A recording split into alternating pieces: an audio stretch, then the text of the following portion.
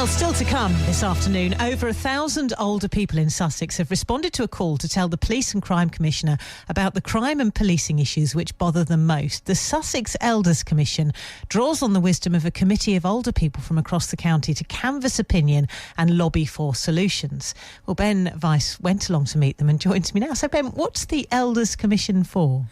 So there's around 26 of them at the moment, older people assembled by the Police and Crime Commissioner, and their ultimate aim is to produce a report in February which will make around 5 key recommendations for how the police could change their behaviour, maybe introduce some new initiatives to deal with the concerns that really matter to older people in Sussex.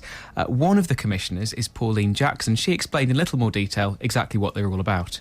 The Elders Commission is trying to get the message out to the people, the older people in Sussex, that this PCC's initiative of finding out what it is that the older people want from the police, what it is that they're worried about. And I have to say the most thing that's coming out is to do with scams, postal scams. What's the most striking story about scams that someone's brought to you? Well, there's been 2. There was one which, believe it or not, was a romance scam, where this older gentleman was romanced by his younger next-door neighbour and gave her quite a bit of money. It was in 5 figures before he realised that she was just after him for the money. People are really very happy that somebody is prepared to come out and talk to them, tell them about this, and that someone is actually interested in what the older people's views are. So, Ben, what kind of problems have been reported so far? Well, as you were hearing from Pauline there, scams and fraud in general, whether it be a romance scam, a phone scam, or even an email scam, is right at the top of the list. And we heard today statistics suggesting that 1 in 3 fraud victims are over 65. Problems with technology. There's loneliness, which, again, leaves vulnerable people vulnerable to being exploited. Problems with traffic. All kinds of things, really, Sarah. So what kind of solutions are being mooted? It ranges. So for some of the problems, for instance, difficulties online, it might be things like education. For things such as phone scams, perhaps something like introducing phone blocking software or trialling a scheme of introducing phone blocking software could be a solution. Or, in the case of Francis from Rye, another of the commissioners I spoke to, just breaking down barriers. We had a problem with youths on the recreation ground. And local people were getting a little bit annoyed by the noise and them being... They didn't cause any damage, so there was no criminal activity there, but it was just a general nuisance.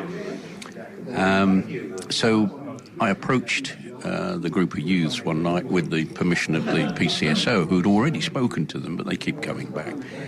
To wit, they made some comments about my appearance, and I agreed with them. For our listeners, describe your appearance. I have a very long white beard, which has been cultivated for Christmas. I represent Father Christmas. Anyway, I approached them, and they accused me of being Father Christmas, to which I had to put my hands up and say, yes, I was. But I needed their help. So I sat down, and after the giggling had stopped, and they agreed to talk to me. And I asked them which one of them was the best gamer. And there were blank looks, as if how could an older person understand what a gamer was? So they put up their 2 famous best gamers. So I said, look, we're in a hole here. We need some help.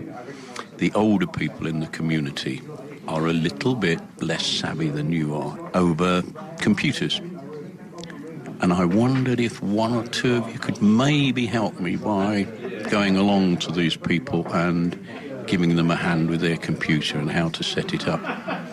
And what's happened is that the people that they're helping have now become very protective of their helpers, and the young people have become very protective against the elders. So we've got a village where the old lady used to be a moaner.